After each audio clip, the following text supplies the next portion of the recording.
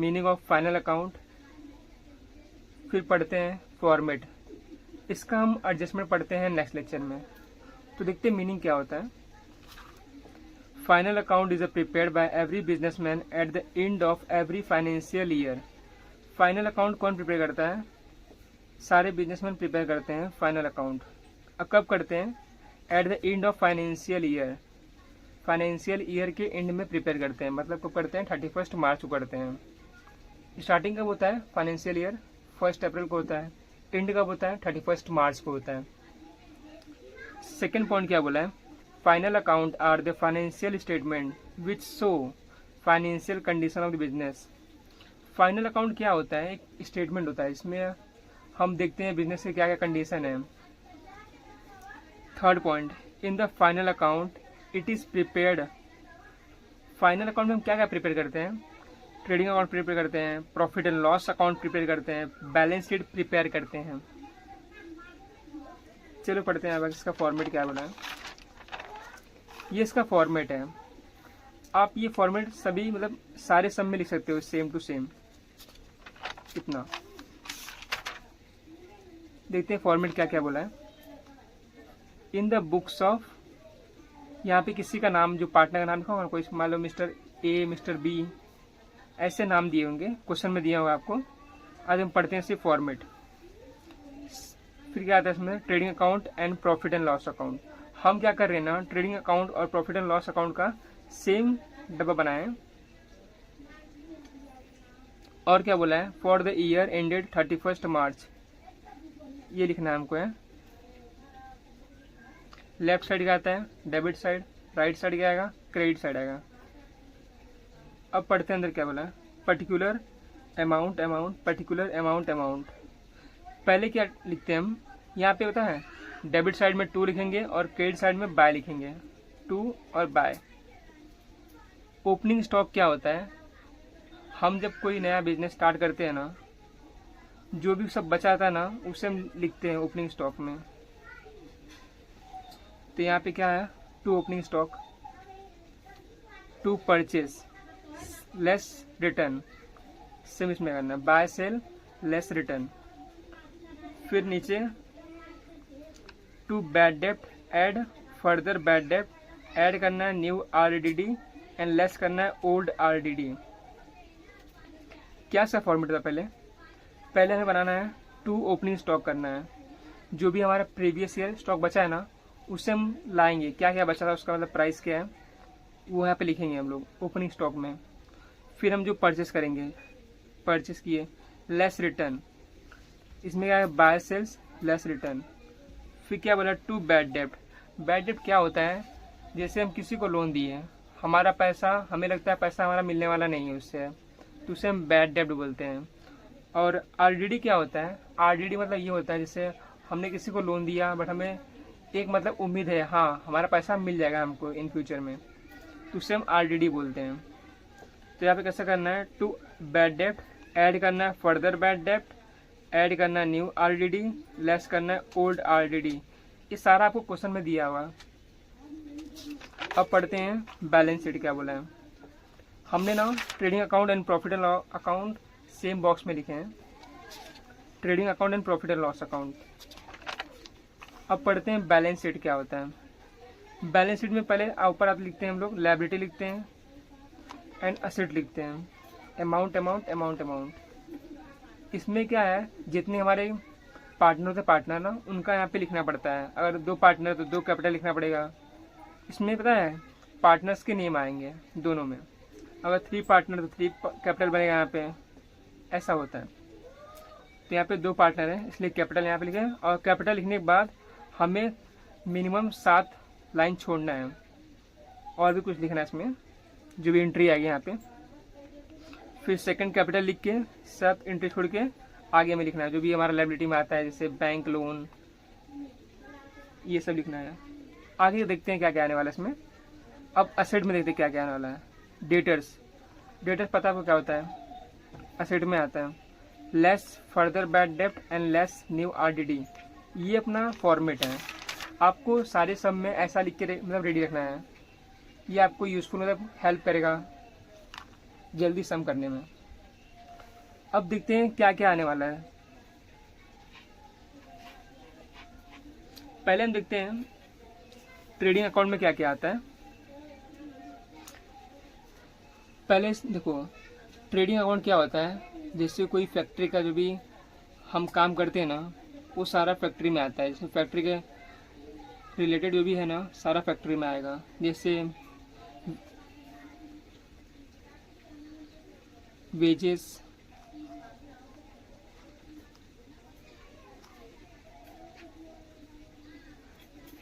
To carriage,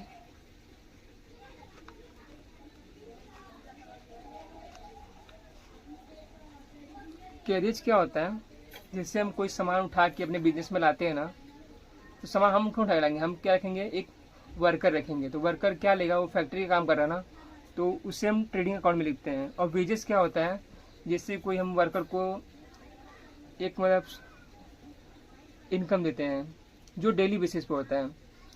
जो educate person होते हैं ना, वो प्रॉफिट एंड लॉस में आते हैं, उनको सैलरी मिलती है। जिसको सैलरी मिलती है ना, वो एजुकेट पर्सन होते हैं।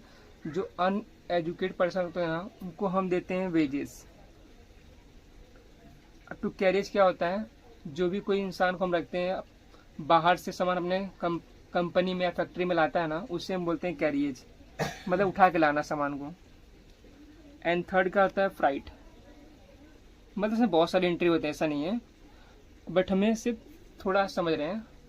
आपको मैं और सारा आपको टेलीग्राम ऐप में भेज दूंगा, जो भी ये मतलब एंट्री यहाँ पे आती हैं। यहाँ पे मैं कुछ लिख रहा हूँ।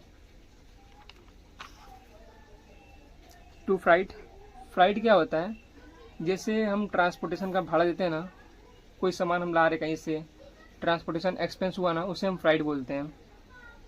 और देखते क्या आने वाला है, इम्पोर्ट ड्यूटी।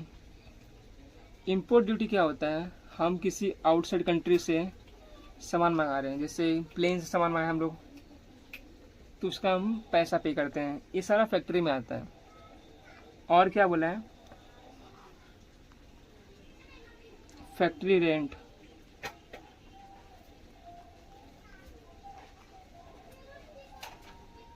और भी इसमें आते हैं, अब देखते हैं आगे। बैड डेब्ट, ये सब क्वेश्चन में दिया रहेगा। अब देखते हैं प्रॉफिट एंड लॉस में क्या क्या आता है। पहले इसमें सैलरी आता है, सैलरी आता है। और क्या क्या आता है, इसमें क्या आएगा, कैरियज आउटवर्ड। जिस सामान उठाकर हम बाहर रखते हैं, उससे कैरियज आउटवर्ड बोलते हैं। इसमें क्या आता था, ट्रेडिंग अकाउंट में आएगा कैरियज इनवर्ड आएगा।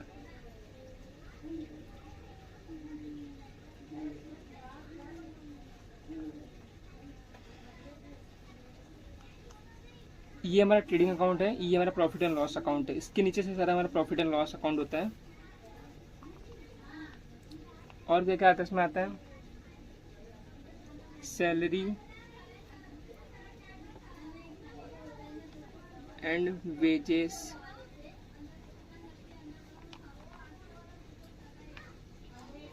इलेक्ट्रिसिटी बिल, और प्रिंटिंग एंड स्टेशनरी।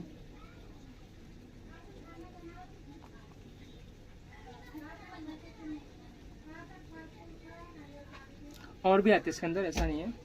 और देखते हैं हम हमारा प्रॉफिट एंड लॉस के सीआर में क्या आता है, मतलब क्रेडिट साइड क्या क्या आता है।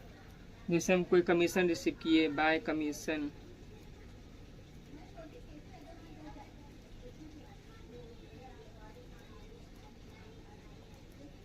कमीशन रिसीव किए, रेंट रिसीव किए।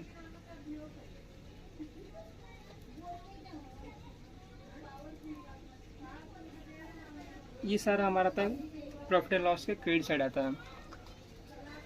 आगे लिखते हैं और क्या क्या क्या आता है। बैलेंस शीट में क्या क्या आता है,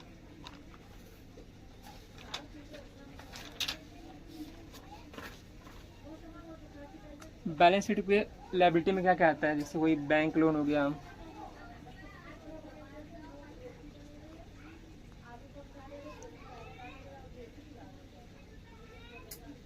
बैंक ओवरड्राफ्ट हो गया,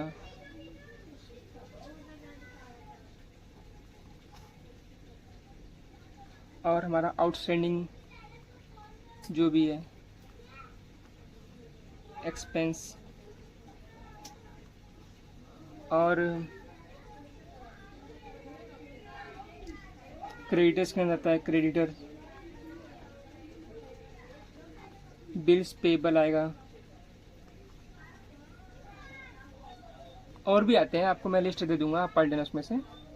अब देखते हैं असेट में क्या क्या आता है।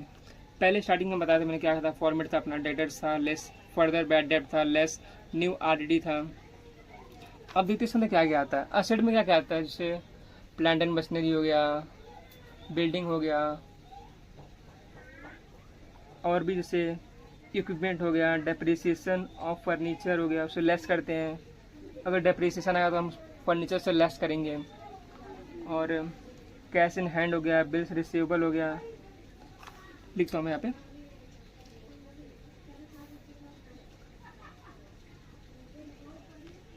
Land and building,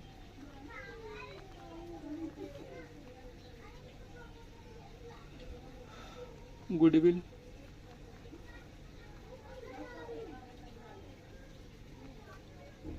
patents,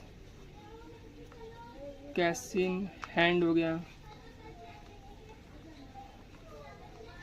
cash in cash at bank,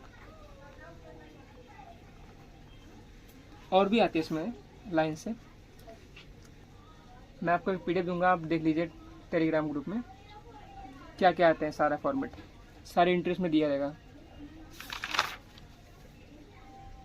so thank you guys.